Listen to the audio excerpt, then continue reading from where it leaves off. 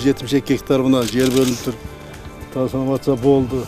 Ошол эми жакшылап иштей турган балдардын колуна тийсе, инвестор колуна тийсе, ошол жерге завод, фабрикалар, мындай ишканалар салынса, буюрса бул жумуш орун, бул салык элибизге айылып, балачкалардын келечеги да баардыгы байланыш.